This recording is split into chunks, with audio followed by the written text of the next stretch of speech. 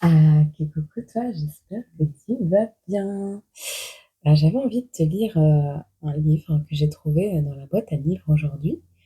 C'est un récit express et puisque je sais que vous aimez bien m'entendre lire, eh bien j'en profite tant que j'ai encore de la voix et, euh, et voilà. Ça s'appelle Deux temps trois mouvements. Une capture d'écran et puis t'inverses, hein. D'accord? Allez. Alors,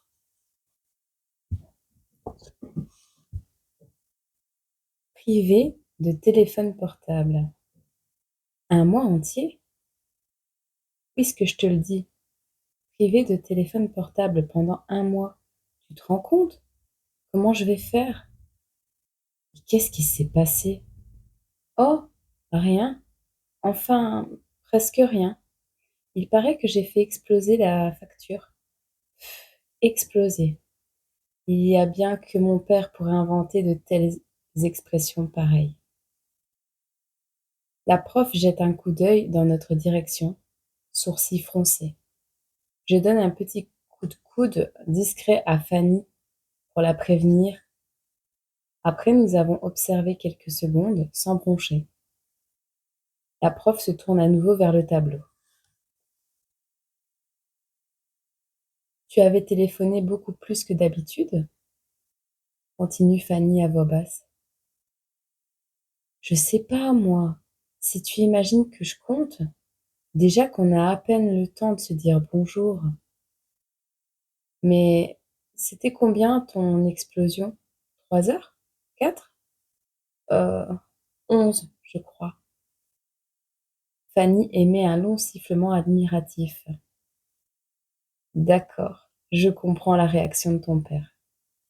Oh là là, ça ne fait jamais que 20 minutes par jour, dis-je, un peu énervée que Fanny prenne le parti de mes parents. Il n'y a pas de quoi en faire un fromage. Tu veux quelque chose, Chloé? Demande la prof. Je rougis. Non, non, j'avais un peu de mal à comprendre la consigne, mais ça va mieux. Elle sourit visiblement. Elle n'a pas été dupe de mon mensonge.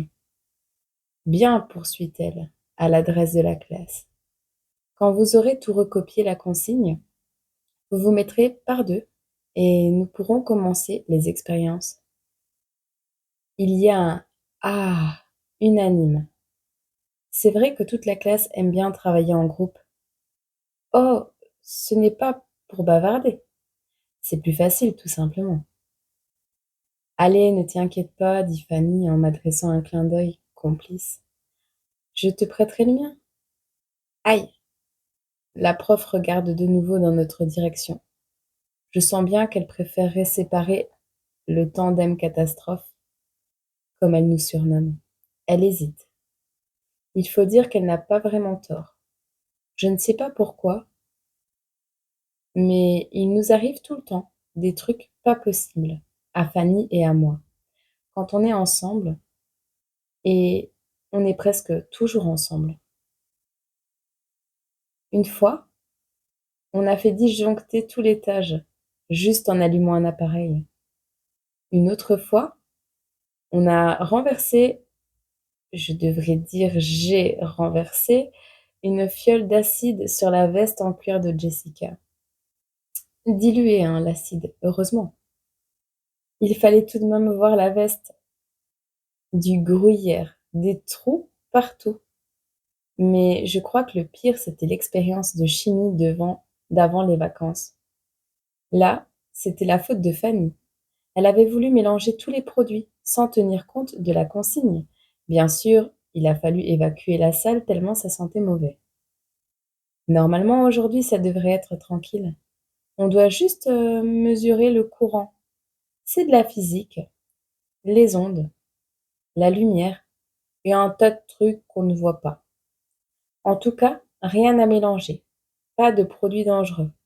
Moi, la physique, j'adore ça. D'ailleurs, la prof l'a dit. C'est l'année de la physique. Madame, qu'est-ce que vous avez écrit? Brancher l'ossi... Branchez l'oscilloscope avec une résistance à potentiomètre. Il y en a qui font une drôle de tête. Elles parleraient chinois que ça ferait le même effet. Moi, ça va, à peu près. Faut pas être devin pour comprendre que l'oscillotruc qu'on doit brancher, c'est l'appareil qui se trouve sur la table. Un gros engin en tôle avec un petit écran. La prof enchaîne. L'oscilloscope, qu'on appelle aussi oscillographe cathodique électrostatique, a été inventé en 1897 par un Allemand, Ferdinand Karl Braun, qui reçut le prix Nobel de physique en 1909 pour ses travaux sur les communications radio avec un autre savant dont vous avez tous certainement entendu parler, Marconi. C'est une marque de nouilles, demande Théo. Tout le monde rigole. Ah, il est content de lui, le Théo. La prof sourit. Guglielmo Marconi était un grand inventeur. Il a été le premier en 1909 à réaliser la transmission de signaux entre le Canada et l'Europe, soit 3400 kilomètres. Il est un peu l'inventeur du portable. C'est bien ma peine, ça. Parler de l'inventeur du portable juste le jour où mon père me confisque le mien. Ça m'énerve. Je sais ce que je vais faire, dis-je soudain. À propos de quoi demande Fanny, qui s'est mis à jouer avec les boutons de l'oscillomachin. Tu vas me passer ton portable et j'enverrai un SMS à mon père. Tu vois, un truc du genre sans portable. Votre fille est en danger. Non, non, réplique Fanny, toute excitée à l'idée de faire une bonne blague. J'ai mieux. Tu pourrais dire, si vous ne rendez pas le portable à votre fille, vous serez projeté sur Sirius ou aspiré par un trou noir. On pouffe de rire discrètement. Fanny a sorti son téléphone. Zut, me glisse-t-elle soudain à l'oreille. Plus de batterie. Et je n'ai pas pris le chargeur. Je soulève les épaules, après tout, ce n'est pas grave. Il vaut peut-être mieux essayer de se concentrer sur l'exercice. Du moins, si Fanny n'a pas une autre idée en tête. Car voilà qu'elle se met à ausculter l'oscillomachin sur toutes les coutures. Oh là là, je n'aime pas ça. Ma copine est une fille sympa et je l'adore, mais elle est parfois un peu, comment dire, imprévisible. Fanny, qu'est-ce que tu fais? D'un seul coup, il me vient comme une intuition. Je ne pourrais définir ce que c'est, mais j'ai brusquement la sensation que je devrais pas la laisser faire ça. Ça peut peut-être remplacer le chargeur. Non, Fanny, pas le portable. Ne branche pas le portable sur l'oscillo. T'inquiète, réplique-t-elle, c'est juste 3 petits points.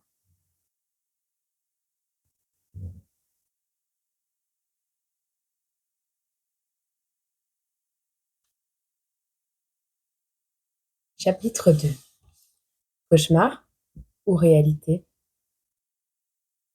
Ouh, la déflagration a été si soudaine que j'ai cru que mon cœur s'était arrêté. Un bang aigu à vous faire exploser les tympans. L'éclair qui s'est produit presque simultanément n'a pas été mal non plus. On aurait dit un énorme coup de flash d'appareil photo, à quelques centimètres du visage. Ça fait mal, très mal. Je vois maintenant des bulles de lumière qui explosent devant mes yeux. Il y en a partout. Ça m'aveugle. Ma tête. Ah, ma tête, elle va éclater. Je n'entends plus rien. Si, un rire. C'est Fanny. Elle est prise d'un fou rire comme j'en ai rarement entendu. Qu'est-ce qui s'est passé? L'oscillo a explosé? J'essaye de reprendre mes esprits. Doucement.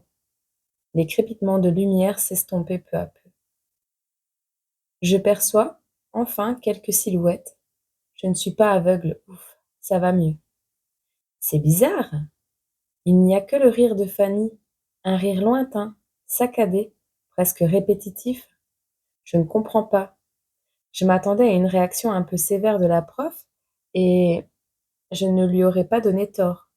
Mais rien, pas le moindre remontrance, pas le moindre petit reproche, pas un son non plus, en provenance des autres élèves. Aucun brouhaha, comme ça se produit généralement après ce genre d'incident. Ils sont tous morts? Ma parole!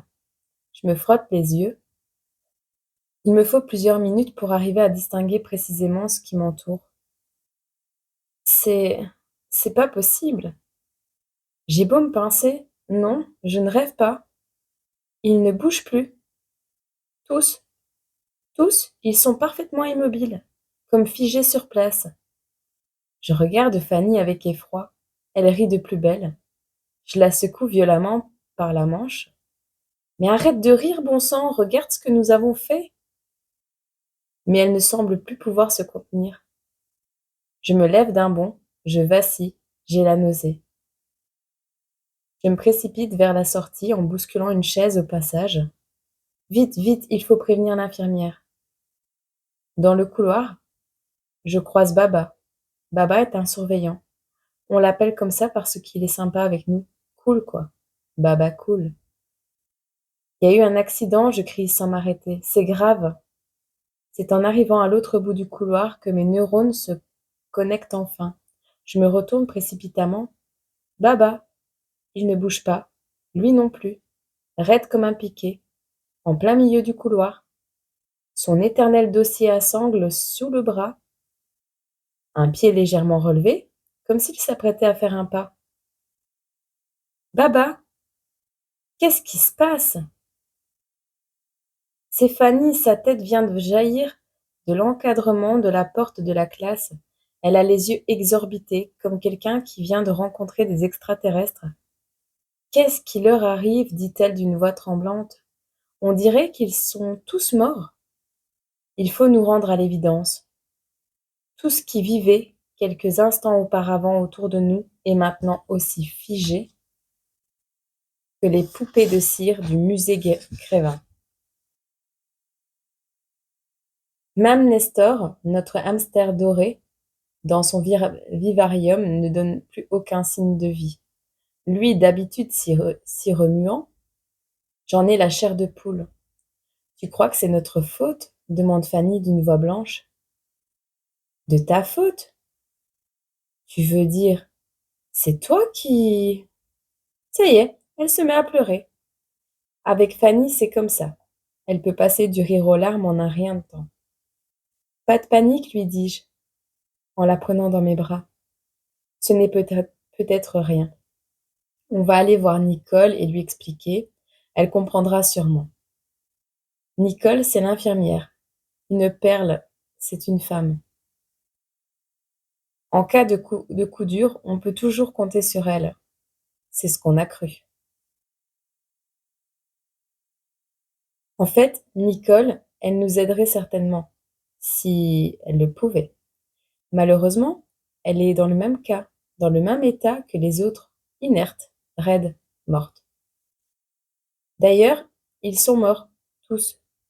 Le directeur, oui, on est allé vérifier après avoir frappé à la porte de son bureau, cela va de soi.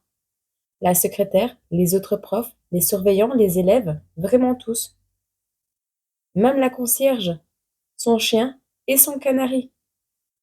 Au point où on est, pourquoi pas, le canari. Au point où on en est, pourquoi pas le canari, dis-je. Ça ne change pas grand-chose. Un de plus, un de moins. Attends, dit Fanny, qui ne semble pas bien mesurer la gravité de la situation. Pour la classe, je veux bien que ce soit la nôtre, de notre faute. Enfin, de ma faute, d'accord. Mais pour le reste du collège, il ne faut pas exagérer. Elle a peut-être raison, après tout. Ça doit être une coïncidence. C'est au moment où elle a branché le portable que... Un petit point.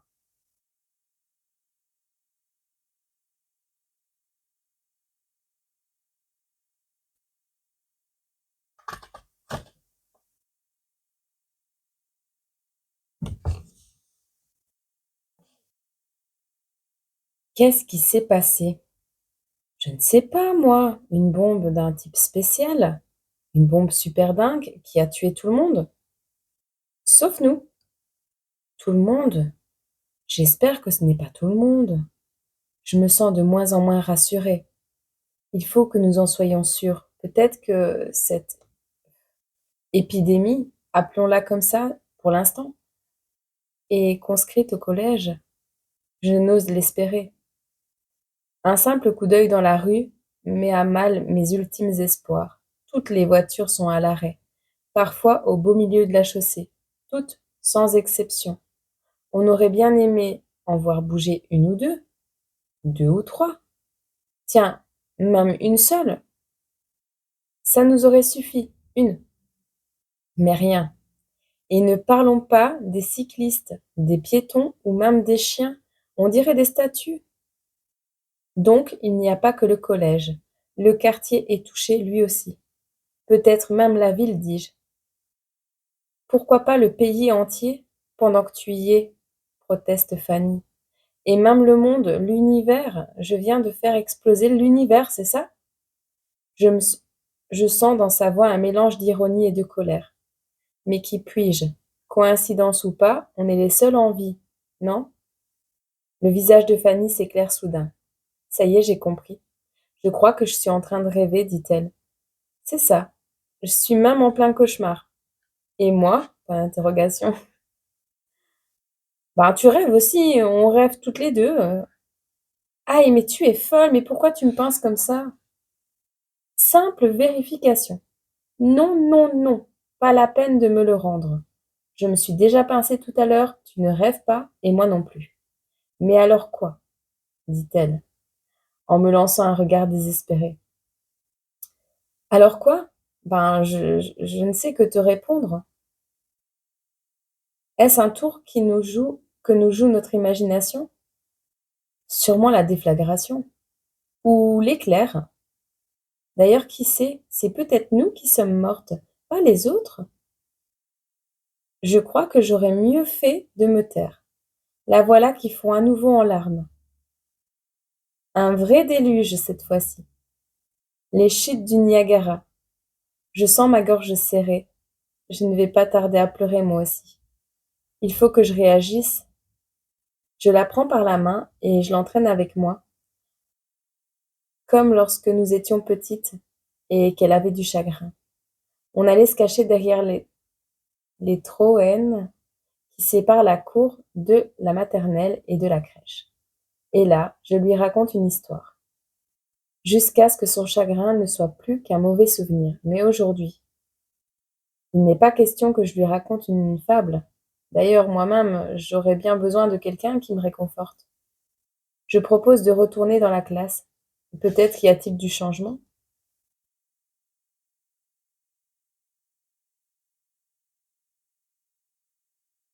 Oh, temps, suspends ton vol. Du changement. La classe est telle que nous l'avions laissée. Rien n'a bougé. Sur notre table, l'oscilloscope est toujours allumé, mais du portable, il ne reste qu'une masse uniforme, molle. Une composition à la Dali. Du côté de nos camarades et de la prof, rien de bien mieux, malheureusement. Ils sont tous dans la même position que lorsque nous les avons quittés.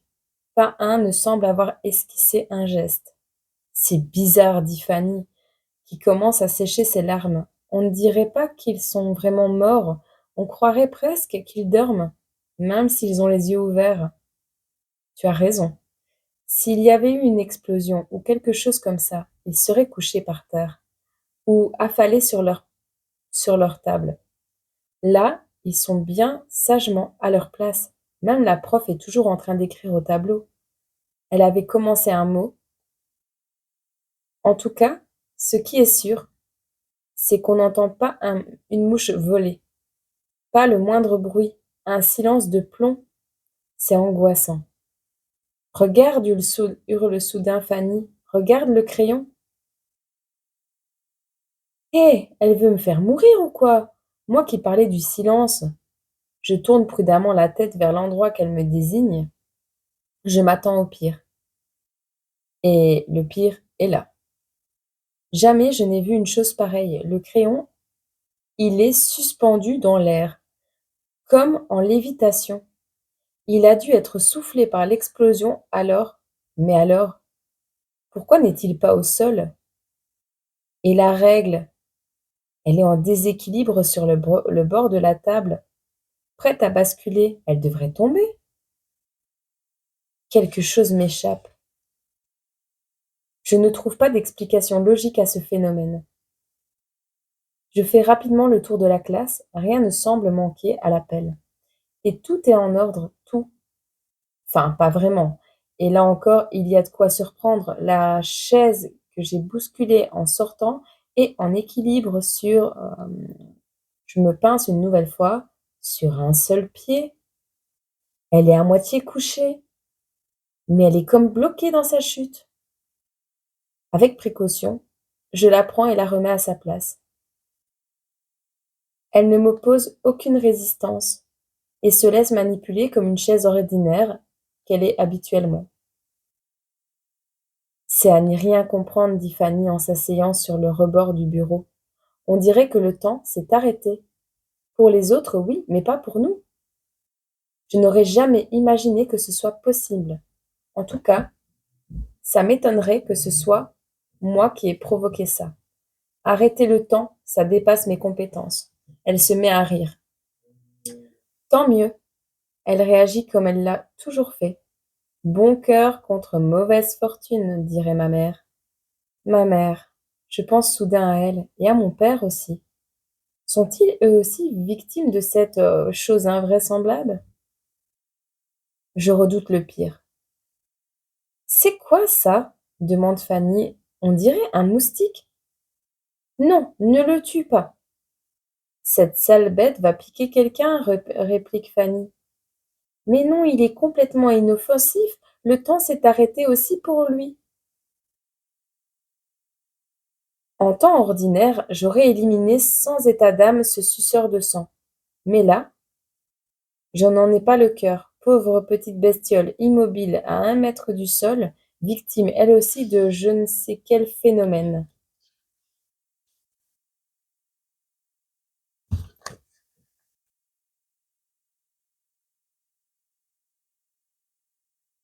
Quelque chose m'intrigue tout d'un coup. Je me rapproche de l'insecte et me mets à l'observer avec attention, pardon. Qu'est-ce que tu fais? Demande Fanny. Tu veux devenir entomologiste? Ça y est, dis-je en réfléchissant tout haut. Je crois que je commence à comprendre. Fanny secoue la tête, comme pour dire allez, ne me fais pas languir une seconde de plus. Observe-le avec attention, dis-je en rapprochant le doigt de l'insecte en suspension. À première vue,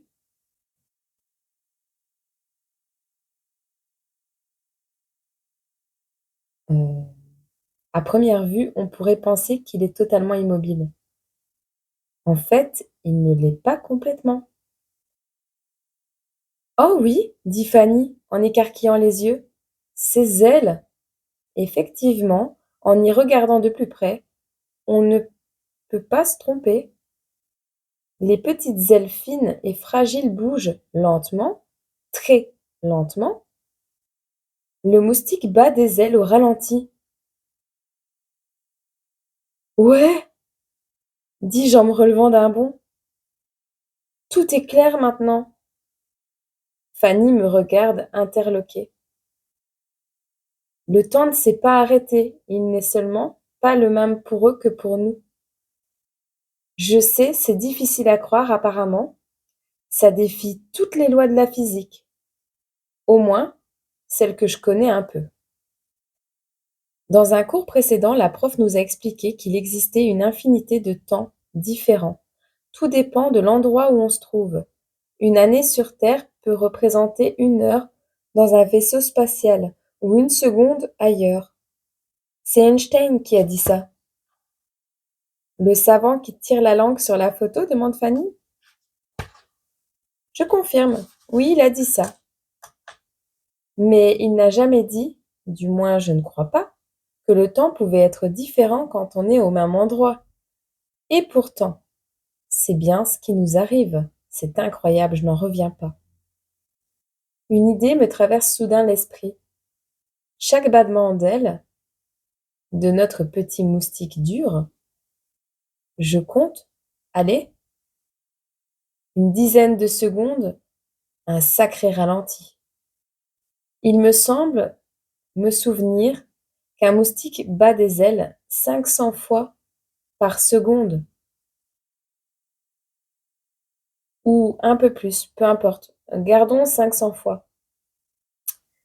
Ça peut dire que notre temps s'écoule. Laisse-moi calculer.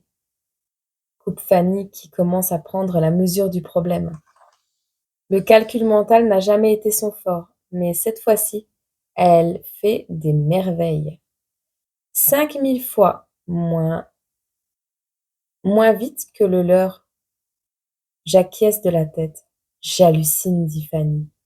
Oui, là c'est du sérieux. Une seconde pour eux, presque 1 heure et demie pour nous. Je n'en reviens pas. Nous nageons en pleine science-fiction. Nous sommes, Fanny et moi, dans un autre temps, peut-être même dans un autre univers. Un univers parallèle, dit Fanny en imitant la voix caverneuse de Dark Vador, celui de la force obscure. Sacrée Fanny, cette situation semble l'amuser maintenant. En tout cas, la bonne nouvelle, c'est que nos camarades et le reste du monde sont bien en vie. Cette idée me fait chaud au cœur. Alors mes parents aussi sont en vie? À n'en pas douter, c'est bien notre petite expérience qui est la cause de ce chambardement. Sans le vouloir, nous avons dû provoquer comment dire, un déchirement, une rupture dans le temps. Un truc comme ça, c'est incompréhensible d'avoir pu produire ça avec si peu de moyens. Maintenant, il faut trouver le moyen de revenir à la normale, dis-je brusquement. Y a pas le feu, dit Fanny, je trouve la situation plutôt intéressante. Oh non, qu'est-ce qu'elle va encore inventer?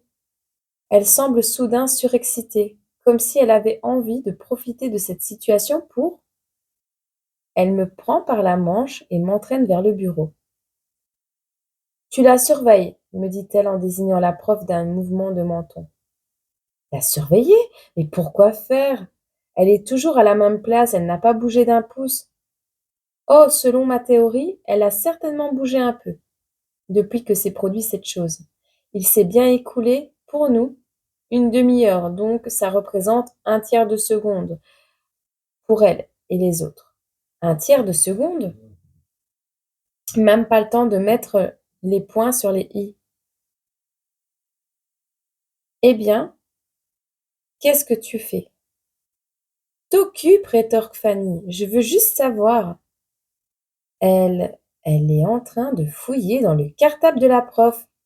Tranquille, comme Baptiste, elle. Avant que je n'aie le temps d'esquisser un geste, elle sort une pile de copies et commence à les feuilleter rapidement. Super, j'ai 11 et demi. Pas mal, non? Moi qui croyais avoir raté mon contrôle. Je tente de lui arracher les feuilles des mains, mais elle se détourne avec vigueur, comme pour me signifier qu'elle ira jusqu'au bout de son investigation. Quelle toupet! Je ne vois pas son visage, mais je vois bien qu'elle ne doit pas être rouge de honte. J'imagine même qu'elle doit se délecter de ce qu'elle découvre. De temps en temps, elle fait entendre de petits gloussements qu'elle ponctue de commentaires plus ou moins acides. Oh ben lui, c'est pas terrible, hein. Et Jessica, elle nous avait habitués à mieux, la Jessica. Ah, Antoine, c'est bien ça, mon petit Antoine. Encore un effort, et Théo. Waouh! Je m'efforce de regarder ailleurs. Je pense qu'on aurait mieux à faire qu'à jouer les voyeuses. Tu veux savoir ta note, ma grande? Non, ce n'est pas bien de fouiller dans les affaires des autres, surtout des profs. Ah, ça y est, voilà la copie de Mademoiselle Chloé. Wouhou! Mais c'est pas mal du tout.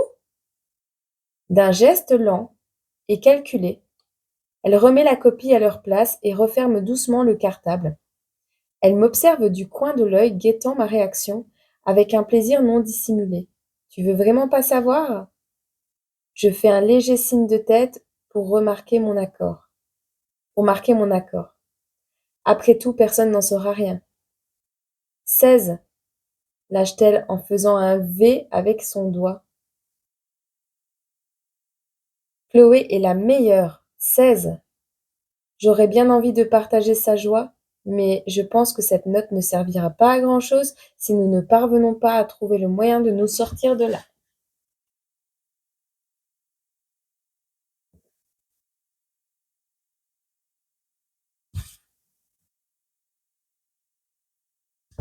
Et le reste du monde. Chapitre 4. J'ai emprunté le vélo de Martin, un engin antédiluvien qui grince à chaque tour de roue. Regardez au plus vite la maison. J'ai hâte de savoir ce qu'il est advenu de mes parents. Papa doit être au bureau, mais ma mère a dû rentrer. Elle avait prévu de commencer à repeindre le couloir de l'étage cet après-midi. Fanny aussi est rentrée chez elle. On est partis fâchés. Elle s'est mise en tête de capturer une souris pour la cacher dans le sac de Jessica. N'importe quoi. Je sais que Jessica ne nous a jamais portés dans son cœur, mais on ne peut pas abuser de notre situation pour lui faire ce genre de farce grotesque. Ouais, mais Fanny n'était pas d'accord, on a failli en venir aux mains. C'est bien la première fois que ça nous arrivait. Elle a fini par battre en retraite, mais qui sait? Peut-être a-t-elle attendu que j'aie le dos tourné pour mettre son plan à exécution. C'est fou comme la ville est calme, étonnamment calme. Les voitures semblent à l'arrêt.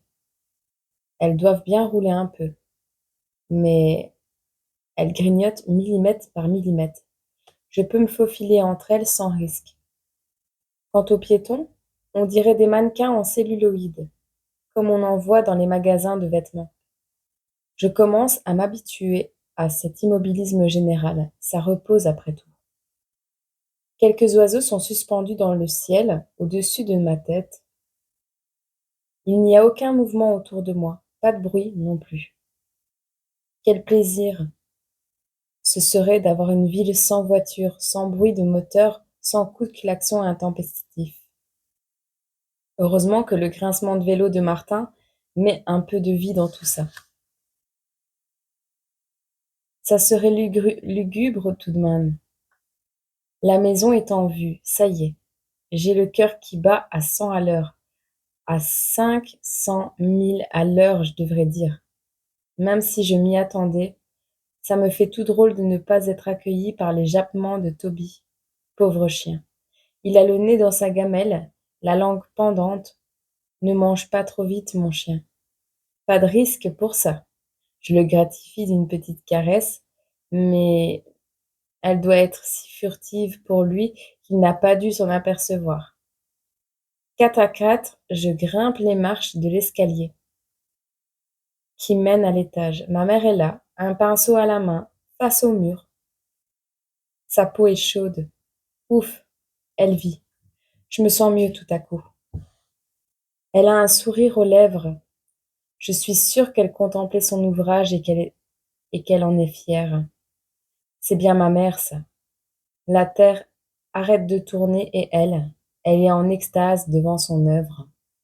Elle n'a pas l'air de souffrir, pourtant, la voir ainsi me donne envie de pleurer.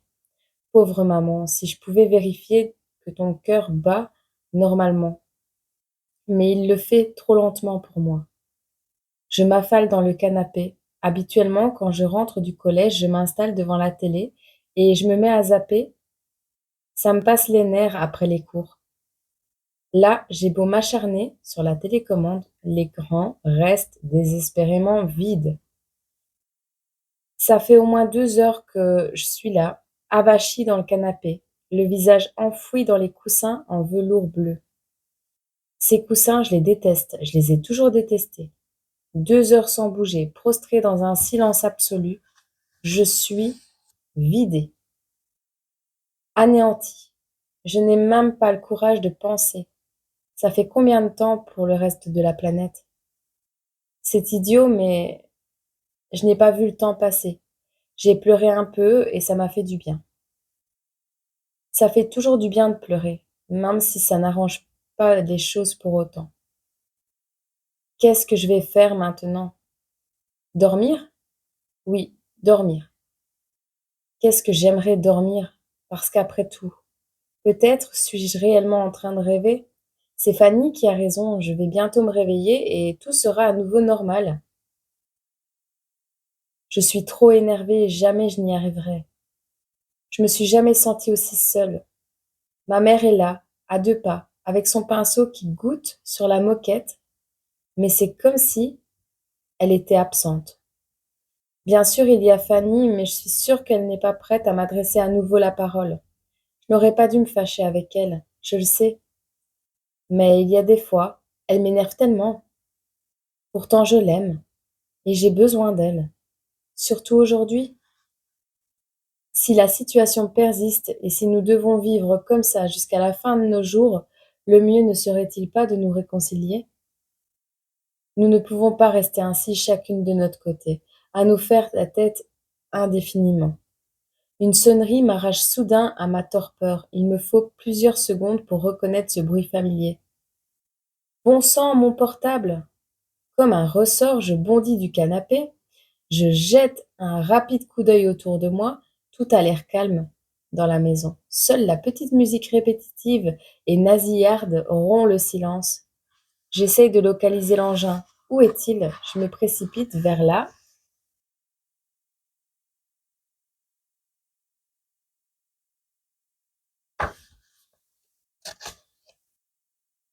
chambre de mes parents. Il est là. Où? Où? Non. Je ne l'entends plus. Comment vais-je faire pour le retrouver dans tout ce fracas, dans tout ce fatras? Où l'ont-ils mis? Zut et rezut, la messagerie a dû se mettre en route avant que je puisse décrocher. Suis-je bête? Comme la messagerie pourrait-elle se déclencher? Il n'y a plus de messagerie. Il n'y a plus rien, plus rien. Pourtant, c'est bien mon téléphone. Je n'arrive pas à y croire. Il a sonné, j'en suis certaine. Ça veut dire que quelqu'un essaye de me joindre. Fanny? C'est elle? Ça ne peut être que elle. À moins que... Je fonce à la fenêtre, un fol espoir en tête. Non, rien n'a changé. Dans le jardin de la maison d'à côté, le voisin arrose ses fleurs. L'eau est en suspension, à peine sortie du pommeau d'arrosoir. On dirait un bouquet de minces fils de glace qui sortent sous le soleil. Je sens l'angoisse me serrer la gorge. Tu dois garder ton calme, ma petite Chloé, dis-je à voix haute, comme pour me rassurer. Ne panique pas, tu ne dois pas paniquer. Facile à dire. Je n'ai que 13 ans et jamais je ne me suis trouvée confrontée à une situation pareille. D'ailleurs, qui s'est trouvé comme moi, dans un temps parallèle, coupé de tout? Le portable, ça y est, il sonne à nouveau. Vite, vite, le localiser. Le voilà. Il était dans un tiroir de la commode, sous une pile de linge. J'aurais pu m'en douter. Mon père n'a jamais été très fort au jeu de cache-cache. D'un geste fébrile, j'enfonce la touche verte. Allô? C'est Fanny. Ah, Fanny, Fanny. Jamais je n'ai été aussi contente de t'entendre.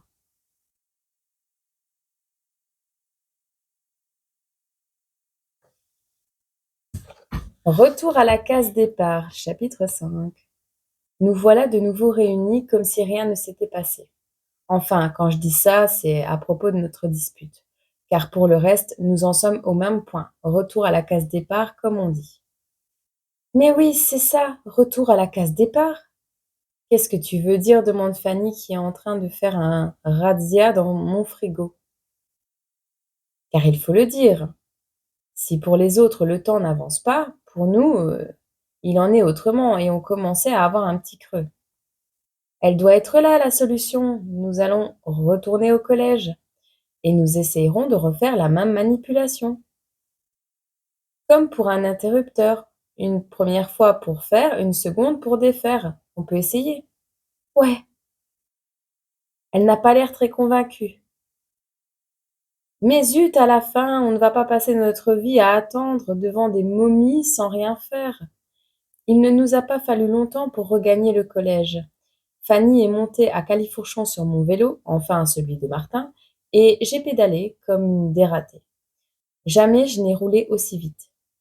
Ça m'a fait un choc de revenir dans cette classe. Quel silence! C'était impressionnant. Même Fanny semblait dans ses petits souliers. Elle avait perdu toute envie de faire des bêtises. Rien n'a bougé, a-t-elle dit, visiblement émue. Oh, si, regarde la prof. Elle a lâché la craie. Elle a commencé à tourner la tête. Je crois qu'elle vient d'être surprise par la déflagration qu'on a causée. Elle vient d'être surprise, c'est tout de même il y a presque 4 heures. Oui, pour nous, mais seulement 3 secondes pour elle. 3 petites secondes. Je me penche et ramasse la craie. Dans, disons, une grosse heure, pour nous, son regard se posera sur notre table. Alors, elle s'apercevra qu'on a disparu. Fanny me coupe la parole. Disparu? Mais on est bien là. Oui, mais son œil n'a pas eu le temps de nous voir. Il faudra que nous restions au moins 10 minutes à la même place pour qu'une image s'imprègne sur sa rétine. Et encore, ça ne sera qu'à une image furtive, un flash. Bravo, Madame Einstein, j'ai rien compris, mais tu dois avoir raison. Tu sais bien que la physique et moi, on est dans des univers différents, des univers parallèles. Je souris. Avec Fanny, ce serait plutôt des univers divergents, qui s'éloignent l'un des autres, l'un de l'autre. Bon, trêve de plaisanterie. Je jette un coup d'œil circulaire à la classe. C'est comme un film dont on aurait fait défiler quelques images seulement. Bien sûr que tout a bougé depuis notre départ, mais si peu. La règle qui était en équilibre sur le bord de notre table repose maintenant sur le sol. Elle est à cheval sur le crayon. Oui, celui qui flottait dans l'air. Quant au moustique, Dieu seul sait où il est. En 3 secondes pour lui, il a dû en faire des chemins. Peut-être est-il en train de sucer le sang de cette pain-bêche de Jessica. Je ne regretterai pas de lui avoir laissé la vie sauve. Qu'est-ce qu'on fait demande Fanny. Je serais d'avis d'essayer de retenter l'expérience immédiatement, mais on peut attendre encore un peu si tu veux. Elle fait la grimace. Je vois bien que notre petite incursion en dehors du temps terrestre a fini de l'amuser. C'est vrai qu'on pourrait en faire des choses dans notre situation. Non, pas mettre des souris dans les sacs des copines. Et éviter un accident, détourner une balle qui va frapper un innocent, libérer des prisonniers injustement incarcérés. On pourrait certainement faire beaucoup, mais je ne me sens pas la force de rester comme ça indéfiniment. Je voudrais retrouver ma maman et mon papa et mon chien Toby. Je voudrais que tout redevienne comme avant, et je crois que Fanny le souhaite aussi. Pourtant, je dois avouer que j'ai une peur bleue. Et si nous déclenchions une nouvelle catastrophe, plus terrible encore? De toute façon, on n'a pas vraiment le choix. On y va? Demande Fanny avec une voix étranglée. Visiblement, elle n'emmène pas large non plus. Fini les fanfaronnades, j'acquiesce de la tête. On a repris nos places respectives. Fanny s'apprête à brancher mon portable à la place du sien, qui gît sur la table complètement carbonisé. Je croise les doigts, on se sourit. Une dernière fois. Allez, vas-y, en espérant que ça marche, je respire à fond. Quel mal de tête, je ne sais pas si je vais pouvoir aller au collège aujourd'hui. C'est bizarre, je n'ai pas entendu le réveil. Peut-être est-il encore trop tôt pour se lever. Pourtant, j'ai l'impression qu'il fait grand jour. Je voudrais ouvrir les yeux, mais mes paupières sont lourdes. Elles pèsent des tonnes. Qu'est-ce qui s'est passé? Qu'est-ce que ce brouhaha? On dirait qu'il y a plein de gens autour de moi. Qu'est-ce qu'ils font dans ma chambre? Ça va, Chloé? Martin, qu'est-ce qu'il fait là? J'essaie tant bien que mal de rassembler mes idées. Ouh là là, ça ne va pas bien du tout. Mon corps est complètement engourdi, j'ai envie de vomir et ma tête est sur le point d'éclater. Le plafond s'est écroulé sur moi, non? Je tente de me redresser. Ne bouge pas, tu as eu un étourdissement, mais ça va passer. C'est la prof de physique.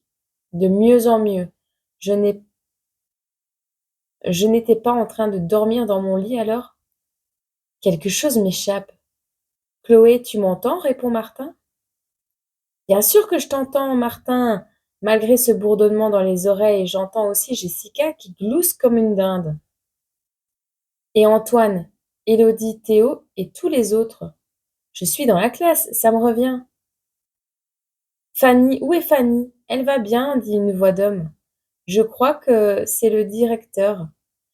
Elle est à l'infirmerie et Nicole s'occupe d'elle. Ne t'inquiète pas, dit une autre voix, plus douce que n'arrive pas à identifier. Elle a eu très peur, mais elle n'a rien. Elle n'a rien, je ne comprends pas. On a eu un accident, qu'est-ce qui s'est passé?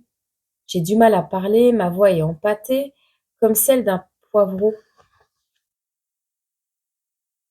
On a prévenu ton père, il arrive, il va te ramener chez toi. Tu dois te reposer un peu. Ça y est, je me rappelle maintenant. Tout ça, c'est à cause de lui, de mon père. Pourquoi il m'a privé de mon portable?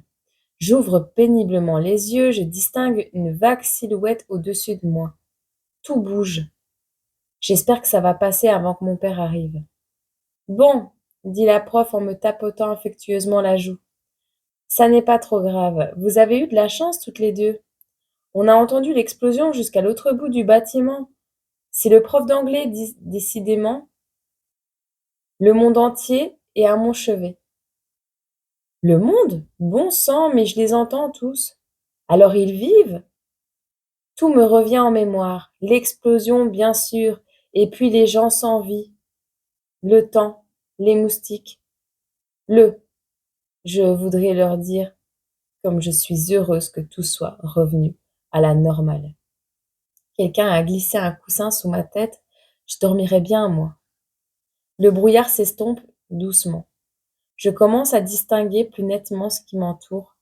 J'ai encore des fourmis dans tout le corps, mais je suis ravie. Je suis en vie. J'en profite pour jeter un coup d'œil oblique vers ma table. Quel bazar! Et ce truc qui pendouille lamentablement, on dirait une chaussette sale. Zut! C'est un portable. Certainement le mien. J'imagine la tête de mon père quand il va le voir. Et le pire, c'est qu'il va falloir que je lui explique comment il s'est retrouvé au collège alors qu'il avait enfermé dans la commode de sa chambre. Il faudrait que je trouve une histoire convaincante, parce que les univers parallèles, je ne suis pas certaine que ce soit sa tasse de thé. Bon, dit le directeur, retournez tous à vos places maintenant que Chloé a recouvré ses esprits. On va la conduire à l'infirmerie. 2 ou 3 jours de repos lui feront le plus grand bien. Voilà l'autre s'esclaffe Jessica. 2 ou 3 jours pour quelques secondes dans les pommes. Quelques secondes?